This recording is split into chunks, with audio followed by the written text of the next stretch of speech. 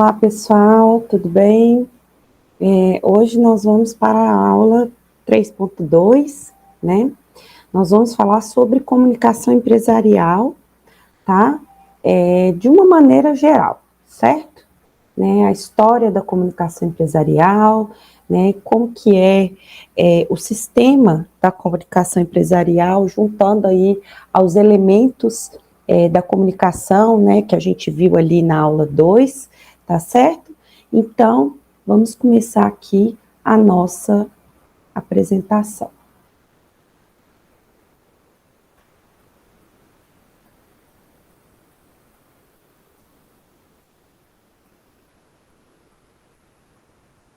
Certo, então vamos lá.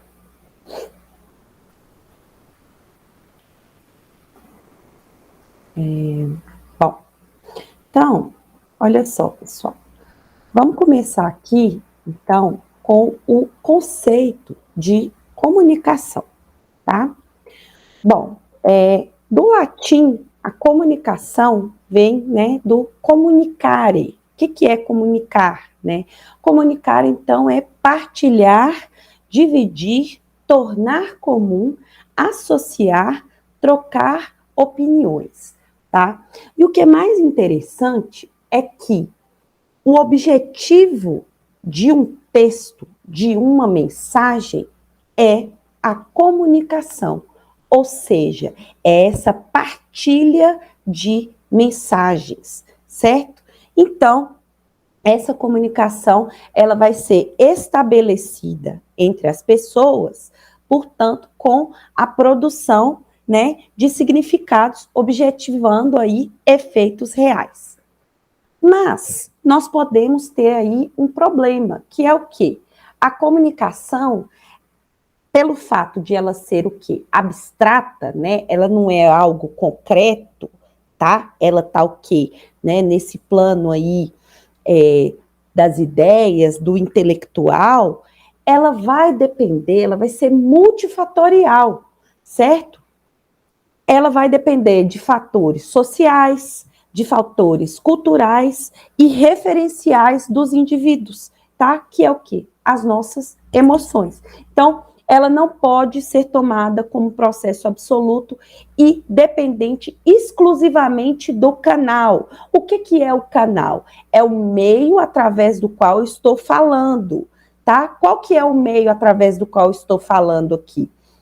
A minha voz, né? O meu aparelho fonador, mas poderia ser o quê?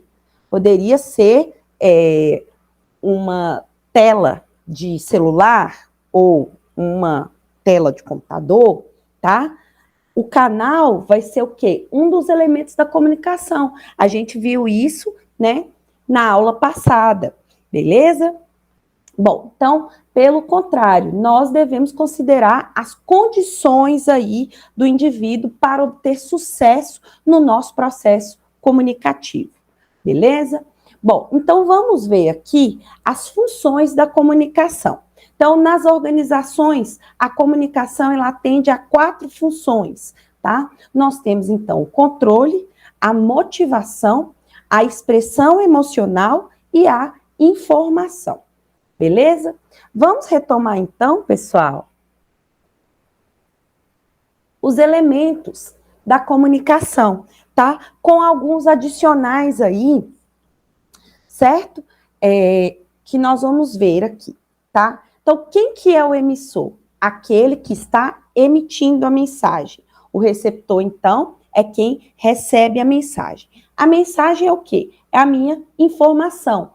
O que é o contexto? Vai ser o ambiente, tá? O local, a situação, tá? O momento em que vai ocorrer aquela comunicação.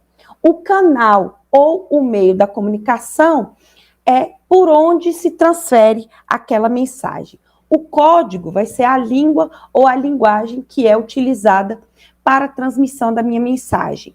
O ruído vai ser qualquer coisa que impeça ou que bloqueie a transmissão da minha mensagem. E a resposta ou feedback vai ser o retorno ou a interação do receptor, tá? Esses elementos, eles estão presentes ali em um processo de comunicação. Com exceção, pessoal, do ruído. Por quê? O ruído pode ser que ele não esteja presente em uma comunicação. Pode ser que uma mensagem ela seja transmitida, tá? Com fluidez, sem nenhum impedimento, tá? Bom, então aqui nós temos um quadro representando, tá? Como que acontece, certo? A transmissão da mensagem com todos os seus elementos, beleza? A gente já tinha visto antes, né, na aula anterior, esse processo de comunicação, mas aqui nós vamos ter o quê? A questão do ruído, tá? Que são os impedimentos, e o feedback seria o quê?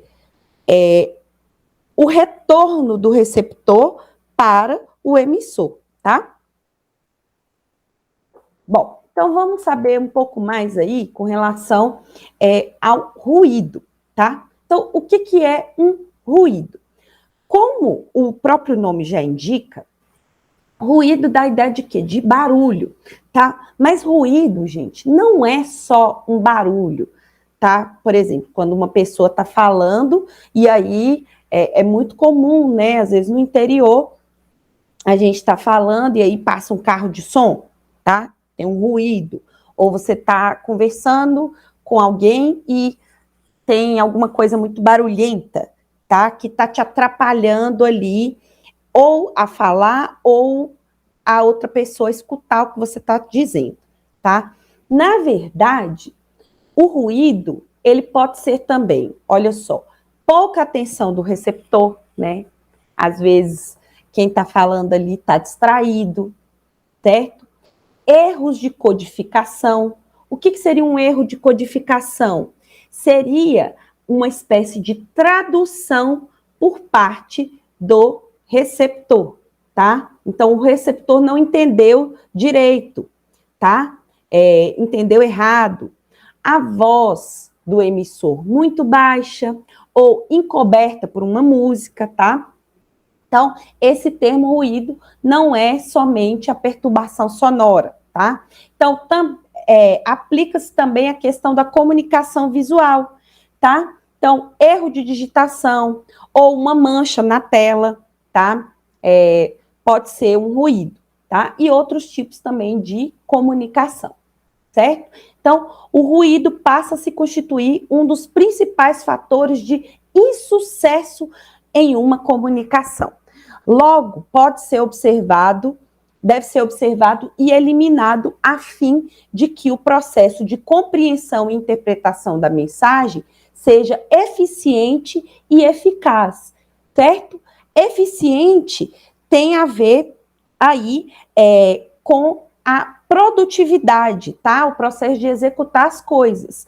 E a eficácia tem a ver com atingir os objetivos e a qualidade, tá, dos resultados, beleza? Gente, e olha só,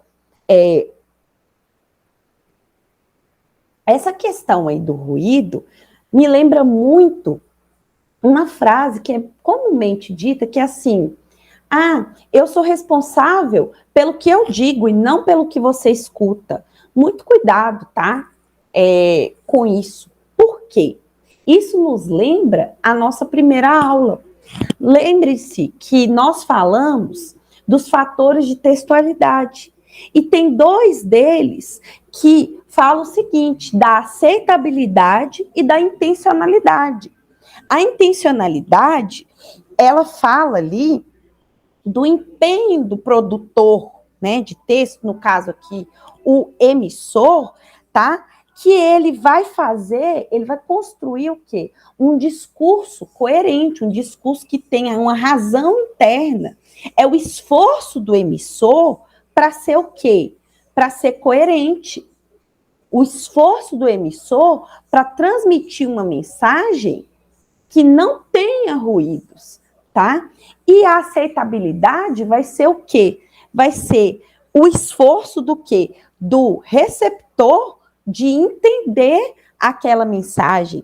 E também, lógico, de se ater a uma mensagem que faça sentido para ele, tá? Então, esses dois princípios aí da textualidade faz com que a mensagem ela consiga ser estabelecida a contento, beleza? Bom, então, vamos falar aqui da eficiência e eficácia da comunicação, tá? Então, um processo de comunicação, ele não é como a teoria da agulha hipodérmica. O que é a teoria da agulha hipodérmica, tá? Teoria da agulha hipodérmica, ela aconteceu, gente, lá nos períodos de entreguerra, né? Qual foi o período de entreguerra, né? Entre 1915 e 1945, nos Estados Unidos, tá?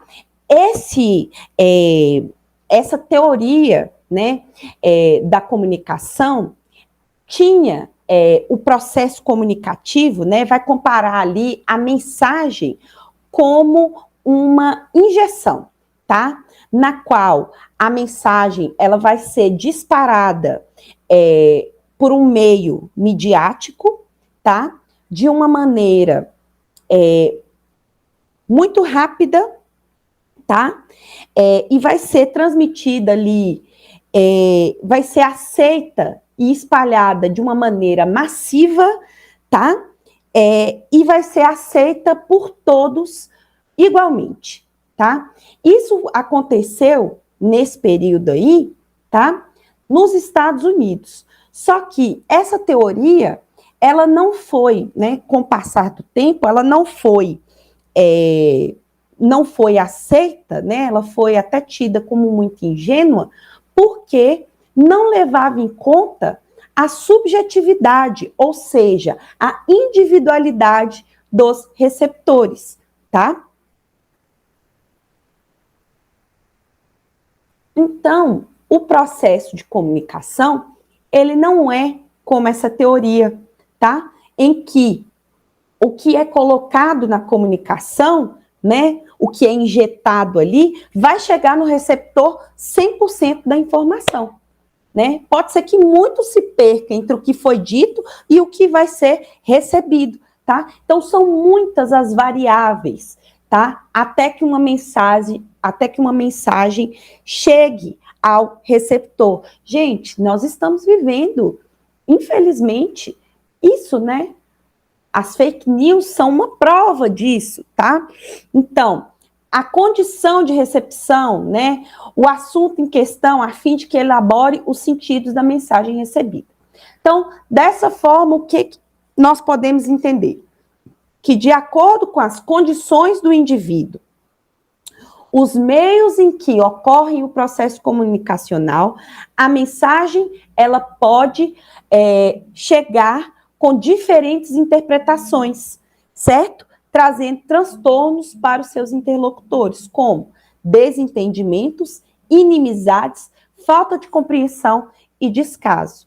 Gente, vamos pensar aqui que a maioria das guerras, dos términos de relacionamentos, das brigas, elas aconteceram por causa de falhas da comunicação, tá?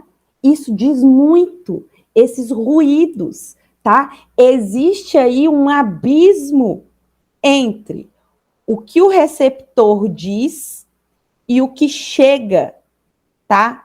O que o receptor entende, tá? O que ele traz para dentro dele. Por isso, é papel do emissor, certo? É papel desse emissor que é um administrador, que né, que está à frente aí de uma empresa, falar da maneira mais clara, objetiva e coerente possível, certo? A fim de minimizar esses desentendimentos, ok? Bom, então, agora nós vamos falar um pouquinho, pessoal, do histórico da comunicação empresarial. A comunicação empresarial, ela surgiu nos Estados Unidos em 1906, tá? E aí nós vamos falar aí de duas figuras muito importantes, tá? Bom, em meio a todo um progresso industrial, certo? Né, de automóveis, a descoberta do petróleo, né? Empresas, indústrias crescendo, né? Uma efervescência de indústrias crescendo, né? E aí, o novo século, o século XX aí, com toda a sua força de crescimento industrial, uma figura chamada Ivy Lee, ele foi a primeira pessoa a criar um escritório de relações públicas, tá? Ele criou um escritório de relações públicas para representar John D. Rockefeller, que era um grande empresário, tá? De então, lá dos Estados Unidos. Só que o John D. Rockefeller, ele era uma pessoa muito infame, ele era uma pessoa muito malquista entre os seus iguais, entre os empresários, tá? Por quê? Ele tinha uma imagem de uma pessoa que queria o lucro a qualquer custo, tá? Então, o Ivy Lee, que era inicialmente um jornalista, ele criou ali, foi o fundador dos primeiros escritórios de relações públicas do mundo, tá? Então, ele criou isso aí para poder recuperar a credibilidade de John Rockefeller, tá? Bom, então, como Ivy Lee, ele foi aí o pioneiro das relações públicas, ele criou alguns princípios, tá? Da comunicação empresarial, certo? De modo que ele pudesse fazer esse resgate aí da carreira de Rockefeller e também criar consigo a própria área da comunicação empresarial. Então, o que Ivy Lee falava? Este não é um serviço secreto, tá? Por quê? O interessante, assim, o Ivy Lee, ele teve uma sacada genial. Por quê? Ele criava notícias empresariais, né, que fossem divulgadas jornalisticamente. Não era propaganda. Ele queria divulgar, tá, as ações que as empresas tinham. É como se fosse assim, ele queria passar uma boa imagem das empresas para as pessoas, para que as pessoas soubessem o que as empresas estavam fazendo, de modo que eles pudessem ter esses potenciais clientes, pudessem ter uma imagem mais positiva dessas empresas, tá? E aí, o que o Ivy Lee falava? Este não é um serviço secreto. Todo o nosso trabalho é feito às claras.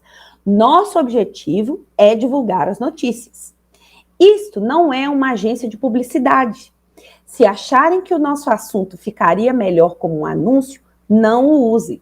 Por quê? Essa ideia de anúncio passa uma imagem muito falsa, certo? Nossa matéria é exata. Qualquer jornalista interessado será atenciosamente auxiliado na verificação direta de qualquer item apresentado como fato. Por quê? Porque ele era jornalista, certo? Em resumo, nosso plano é divulgar prontamente e com absoluta franqueza, para o bem das empresas e das instituições, à imprensa e ao público do país, informações relativas a assuntos de valor e de interesses para o público. Então, ele usou esse princípio aí de credibilidade e de auditório universal, ou seja, de passar uma imagem aí de transparência, né, para o público, para criar essa relação, né, aí com a empresa. Interferiu no dia a dia das empresas, promoveu mudanças de hábitos e incentivou a criação de fundações de interesse público, tá? que é a cidadania corporativa. E fez com que Rockefeller passasse, né, cooperasse com o judiciário e promotores nas investigações a respeito da sua pessoa e das suas empresas, transformando a sua imagem, né, infame, né, de pessoa odiada pela sociedade, como alguém muito respeitado. Tanto que um dos prédios mais conhecidos, né, de Nova York é o Rockefeller Center, tá? Que era do John D. Rockefeller. Bom, já no Brasil, a comunicação empresarial, ela nasceu ali na década de 50 com o Juscelino Kubitschek, tá? E nasceu em meio à indústria automobilística, tá? Vocês devem lembrar ali da Volkswagen, certo? E também, gente, com todo o cenário de crescimento populista de Kubitschek, de Brasília, certo? E o surgimento das agências de publicidade McCann Erickson e J.W. Thomson, certo? Bom, então vamos ver aqui o ambiente da comunicação empresarial, tá? E as mudanças no ambiente de negócios. Bom, olha só.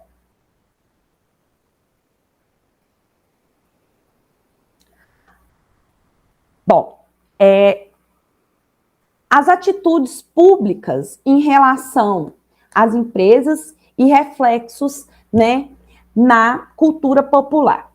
A observação pública das empresas é constante e intensa na última década, né? A desilusão cresceu em relação aos excessos nos salários dos executivos e práticas contábeis questionáveis, né? Recalls de medicamentos e fraqueza moral por grande parte das empresas.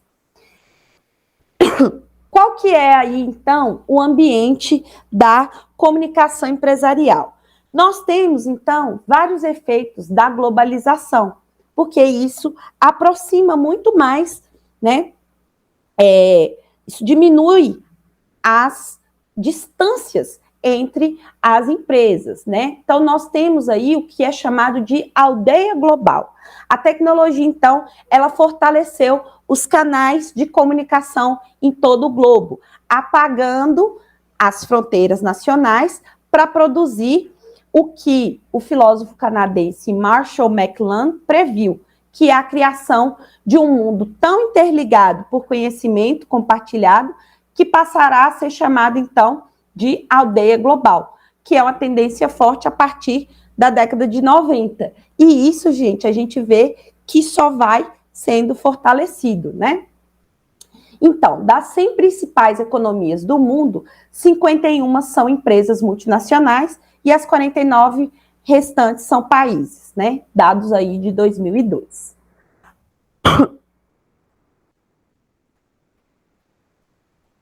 Bom, então quais que são as consequências disso, né?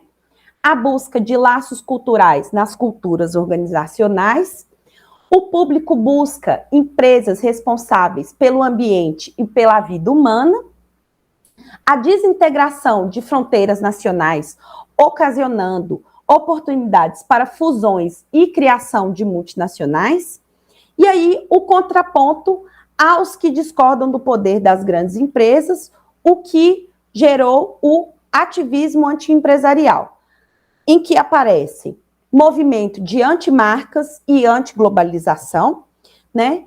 A tecnologia ela permitiu tanto a criação do império das multinacionais, quanto a divulgação dos grupos ativistas antiglobalização, transportando a informação da mídia de auditório particular para os auditórios universais. Olha só, o que é importante. Os líderes empresariais atuais devem estar preparados não só para lidar com o assédio da mídia internacional, mas também devem combater de maneira proativa grupos de reivindicação que procuram usar a mídia atual para comprometer a reputação e os resultados de sua empresa em nível global. Então, houve um tempo em que não havia necessidade de muita preocupação com a mídia. Só que agora os empresários veem que a mídia e a opinião pública passaram a fazer parte de fatores críticos de sucesso de uma organização. Hoje, uma relação amigável com a mídia fortalece a imagem e a reputação da empresa, consistindo como um importante ativo inatingível, né, que é o capital intelectual.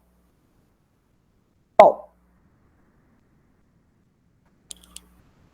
a comunicação em um ambiente em constante mudança. A gente vê isso principalmente através das redes sociais. Então, como a boa comunicação empresarial pode ajudar as empresas a competir no ambiente de negócios em constantes mudanças? Primeiro, saber reconhecer o ambiente.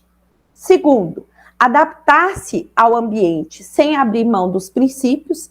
Segundo, não presumir, não achar que os problemas vão desaparecer num passe de mágica. E 4, manter a comunicação empresarial sempre ligada a uma estratégia de marketing. E a conclusão, né, é que as empresas precisam se comunicar de forma estratégica e inteligente, tá? Então, qual que é o panorama aí da comunicação empresarial? Então, a partir do fundamento da comunicação, né, ou seja, compartilhar, o que é comunicação, né? Compartilhar, trocar informação. Uma organização, ela tem 3 vertentes, tá? Que é a comunicação interna, ou seja, entre os membros daquela empresa, a de marketing, né? Para fora, né? Com os potenciais clientes, e a institucional, né? A comunicação interna, né? Vai ser entre os colaboradores, certo? A mercadológica, que é a do marketing, com o mercado, com os clientes, e a comunicação institucional vai ser o quê? Projetar uma imagem favorável para a sociedade de uma maneira geral. Então, o importante é o quê? A organização de um plano de comunicação integrada entre esses 3 âmbitos, certo? Claro, seguindo todo aquele protocolo de uma comunicação coerente, objetiva e coesa. Então, a comunicação empresarial caracteriza-se como um conjunto de atividades e estratégias. É uma atividade transdisciplinar que envolve métodos, técnicas profissionais de áreas afins, dentre elas relações públicas, jornalismo, assessoria de imprensa, publicidade, propaganda. Tem por objetivo melhorar a imagem e a reputação das empresas, fortalecendo a sua identidade e melhorando a sua marca diante de seus vários stakeholders. Gente, o que são os stakeholders? São os indivíduos e organizações que são impactados pelas ações de uma empresa, tá? Ou seja, todos aqueles que se relacionam direta ou indiretamente com a sua organização.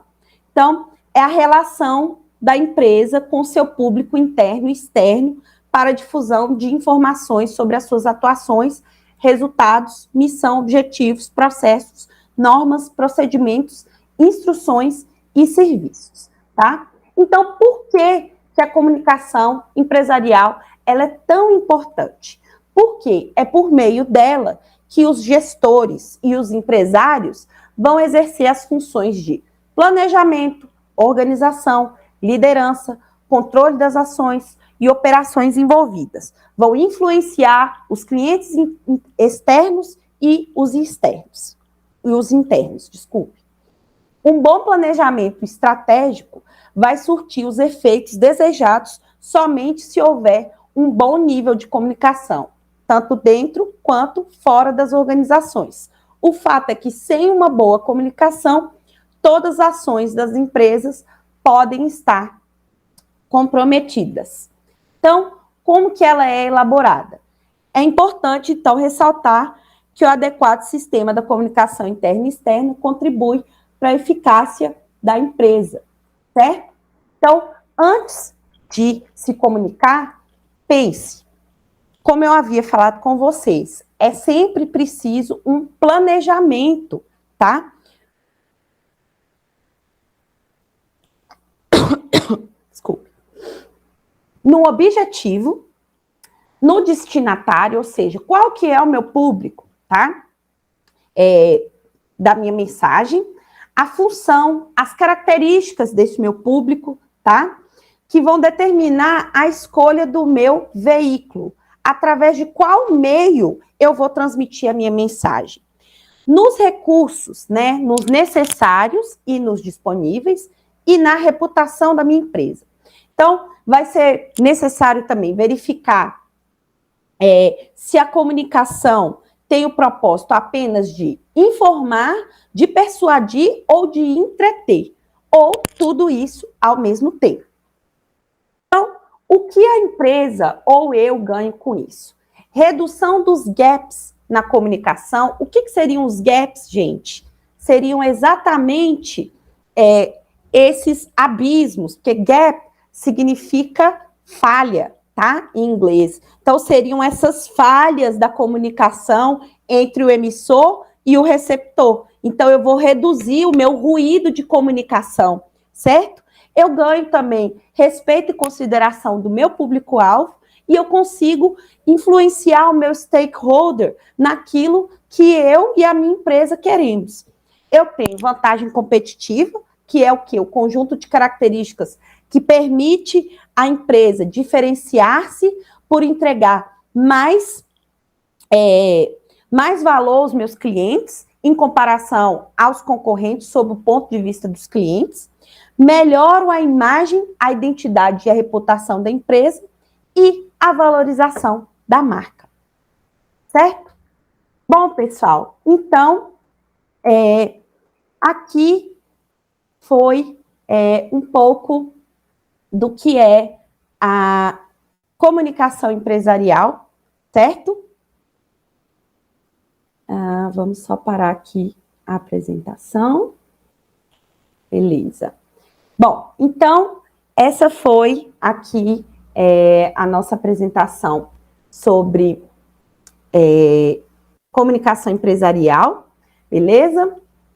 E aí, a gente fecha a aula 3, tá? Nós vamos falar na aula 4 sobre redação oficial e os gêneros, tá? Da redação oficial. E é isso, pessoal. Até a nossa próxima aula. Muito obrigada pela atenção de vocês.